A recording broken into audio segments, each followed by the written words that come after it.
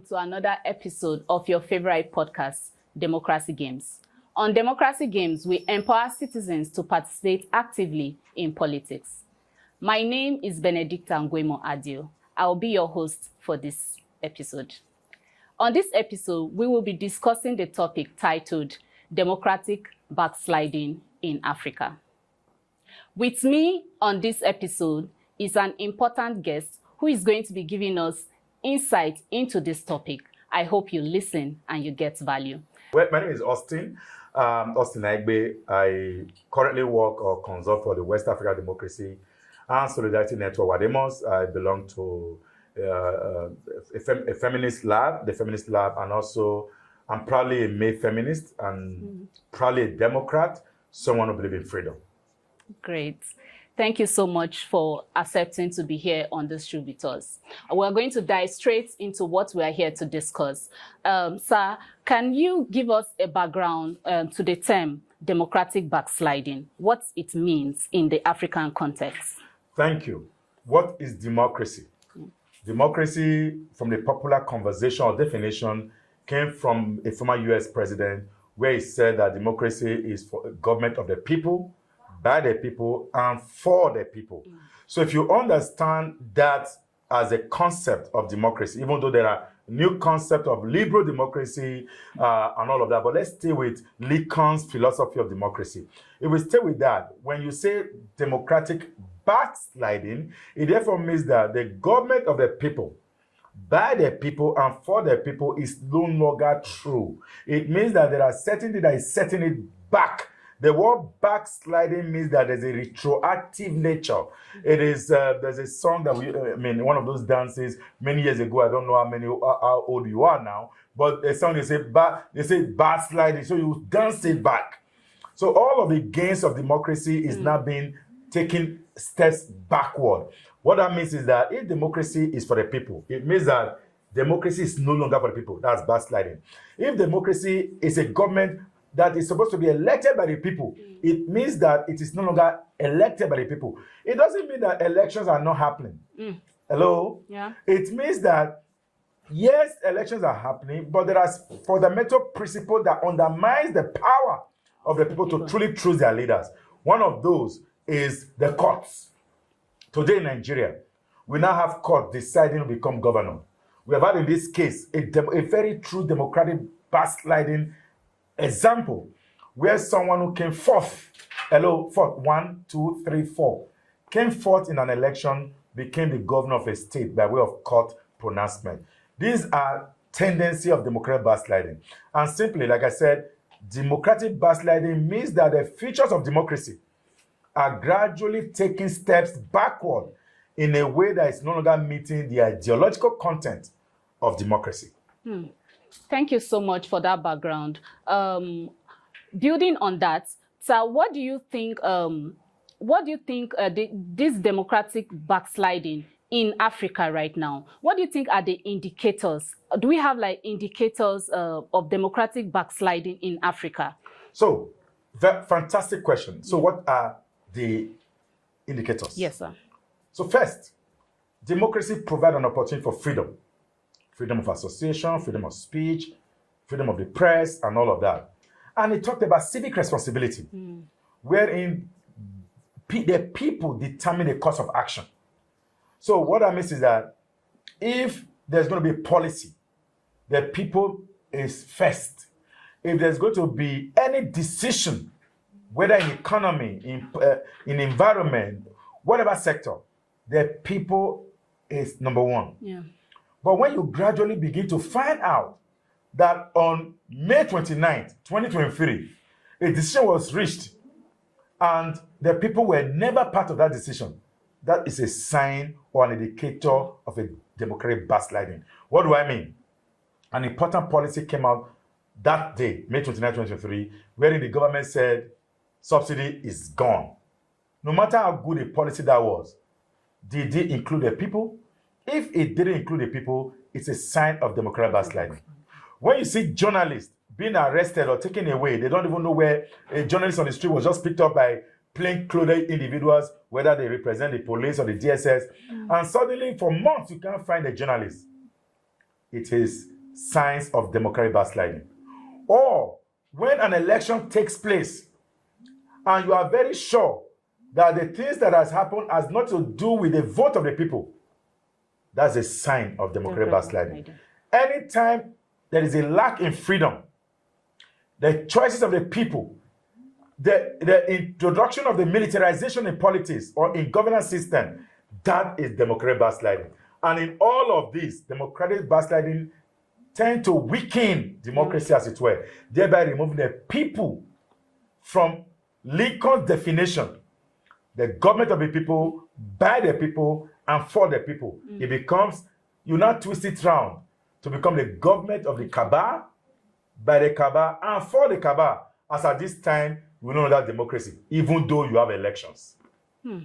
That's very, very powerful. We're going to be shooting straight ahead. Sir, you mentioned, when you speaking, you mentioned the courts pointing at the institutions. You also talked about the lack of representation, when the citizens are not represented or their voice is not heard in decision making. It's also an indicator of democratic backsliding. Correct. I also want to bring quickly on, if you can also draw on issues like corruption, weak institutions, and generally the concentration of power in our leaders who are at this forefront. This concentration of power, do you think these are issues that are very critical? Do you think it contributes to democratic backsliding? Of course. For instance, the Nigerian Constitution, unconsciously create an ambience that will lead to democratic backsliding. For instance, a few weeks ago, we began to talk about the appointment of an INEC chair, for instance. And here you are, the President of the Federal Republic of Nigeria, who is going to be participating in an election, also appoints the person who will be taking charge of that election. What do I mean? The INEC chair is a referee of a match, and the president is a player in that same match. That's the constitutional provision that empowers the president to appoint that referee of that match. Whereas it's constitutional, but it leads to democratic backsliding because the president can usurp that power of the INEC chair, thereby appointing a person that will be subservient to the president and to his rules and caprices, and at the end of the day, those who should be elected in quotes, may end up having issues. And that's what we saw in 2023 when Nigerians, as I speak today, many young people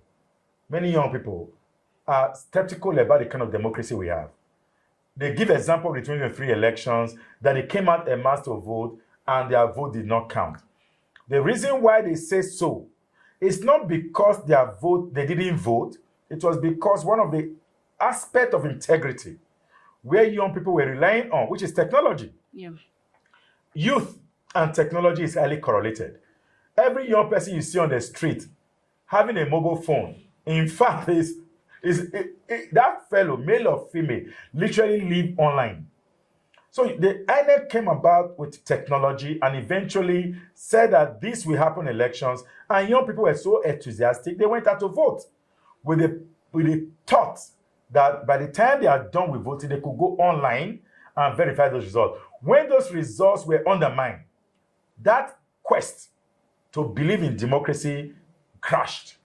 That's a bane. So why am I saying this? When the Constitution contributes to empowering a president to appoint someone who will referee a match, it's already creating an opportunity to backslide democracy. And I say this because of what has happened in West Africa. Like I told you, I work around West African states. Part of what I'm telling you now is what happened in Burkina Faso.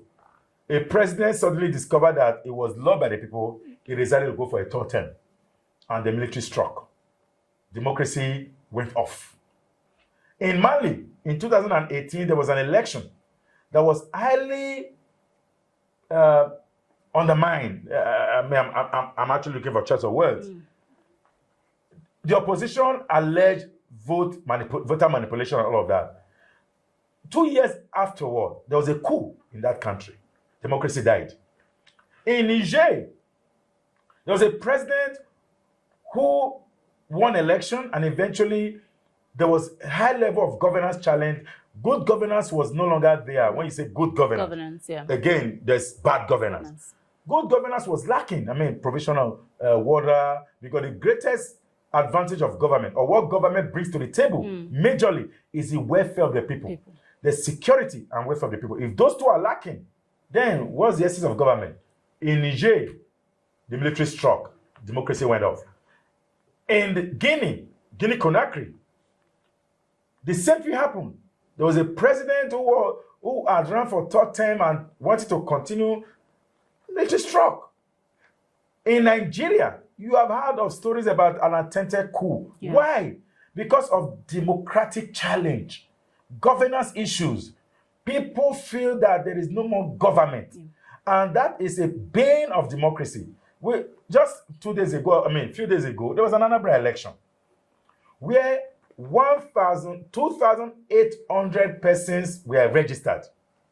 Turnout was less than 600,000. What does that tell you? People are no longer interested in election, and that's a challenge. Again, back to the aspect of talking about indicators. When people are losing hope in democracy, it is a challenge for democracy.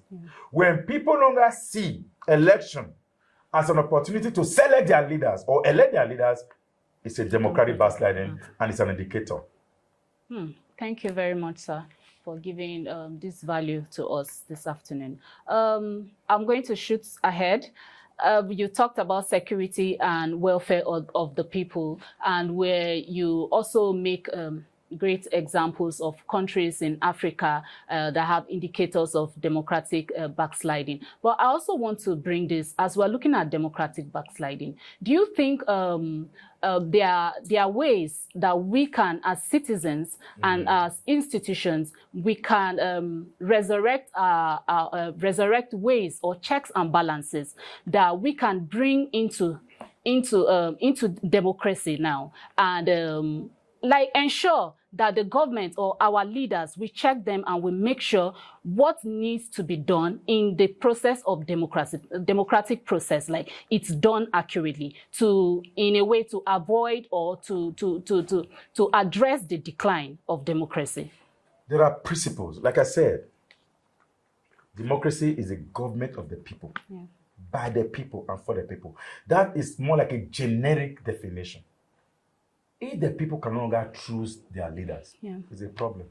If you buy people's vote, as we currently see in the country, where vote is going as high as 50,000, when you weaponize poverty, today, even though I may be statistically wrong, it's almost like 70% of Nigerians living below $1 a day. And how much is $1? 1,000. Let's even call $1 1,500.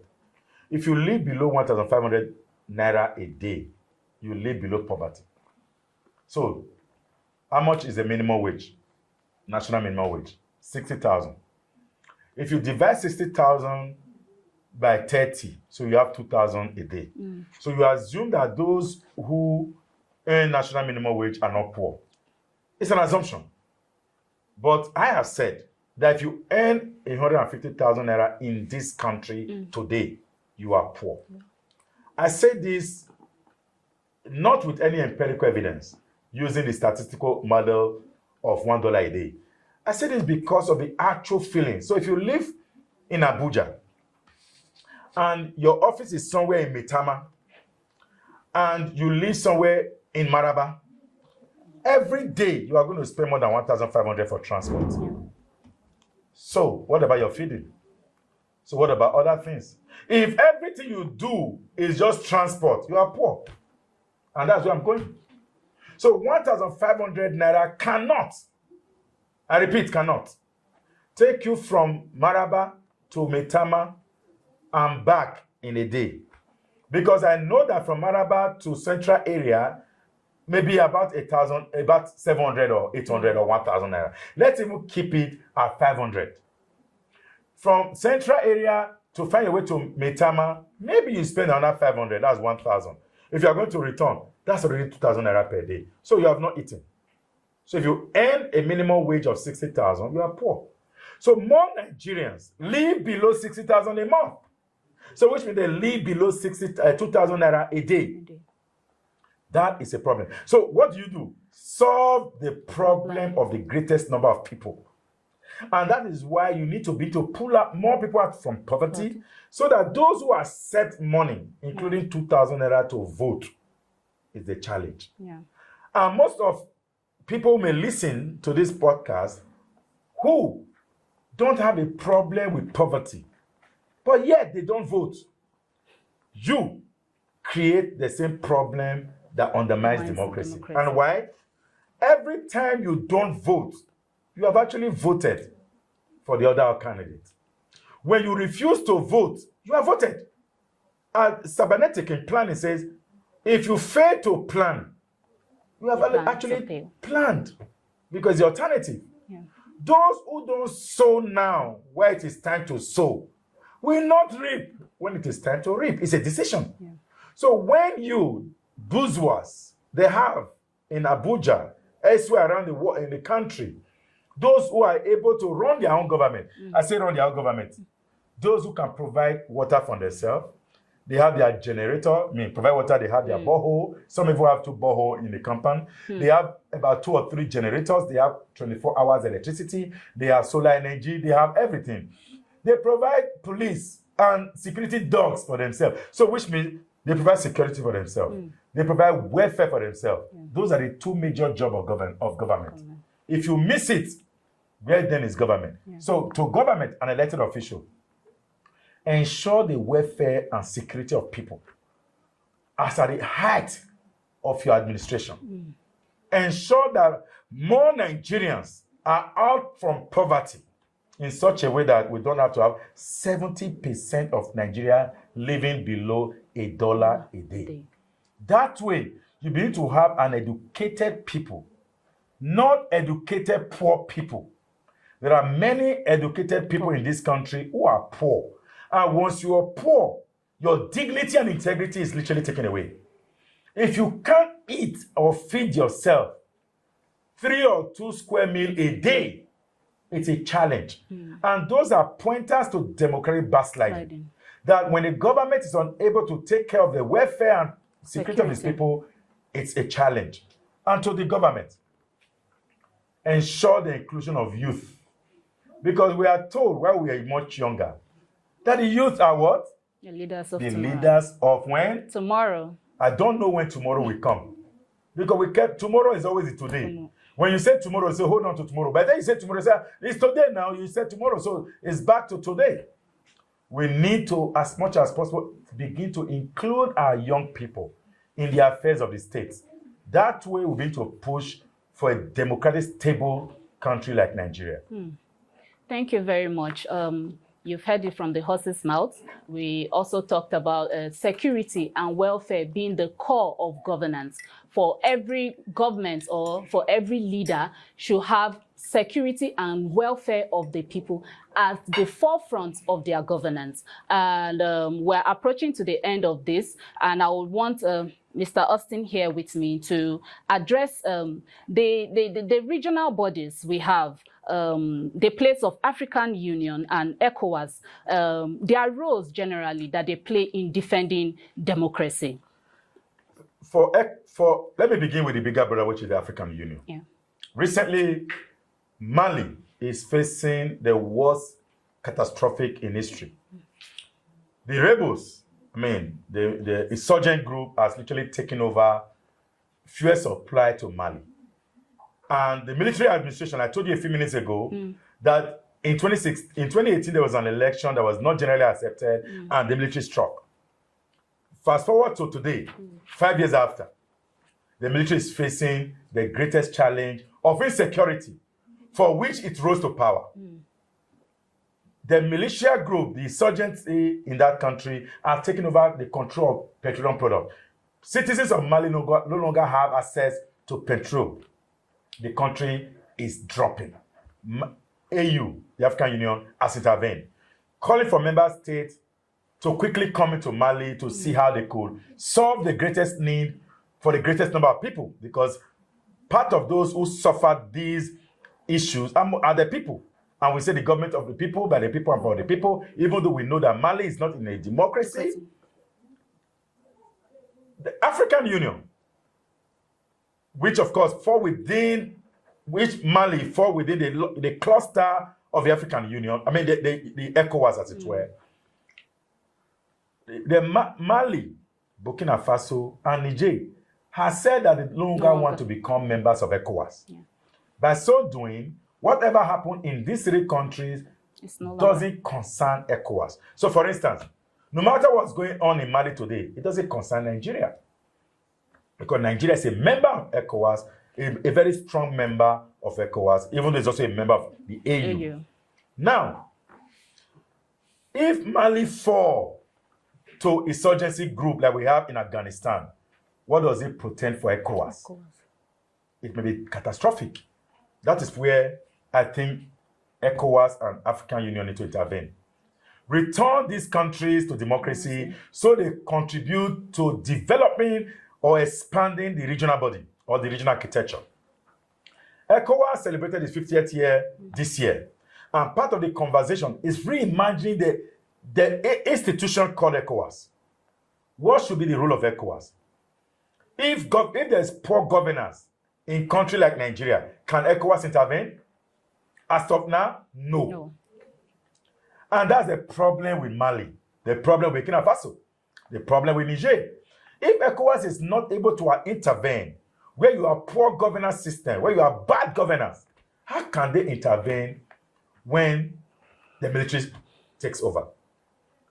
As of this time, I think that it's about this time that we empower ECOWAS and, of course, AU to take more interest in democracy.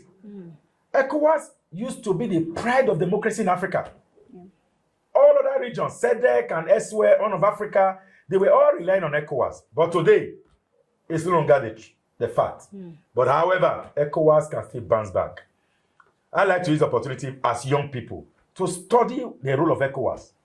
Because most young people don't even know what ECOWAS does. ECOWAS does a lot, but ECOWAS is unable to speak for itself. And I think at this time, what role should be for ECOWAS? Protect and defend democracy by supporting the people to elect their own government. So, ECOWAS must pursue, and African Union must pursue, that each country does have the government of the people, by the people, and for the people. Only then can there be stability in the region and, of course, in the continent. Wow. Thank you very much for that.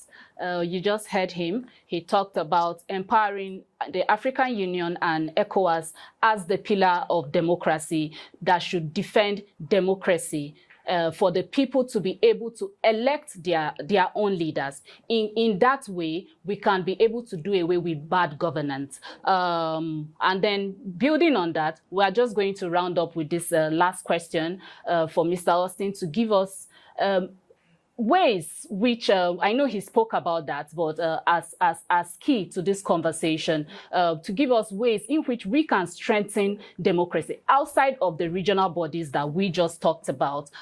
If we have reforms that we can also look at, if you can also talk about that briefly. In Nigeria or yes, in Nigeria. So in Nigeria, elections must be credible.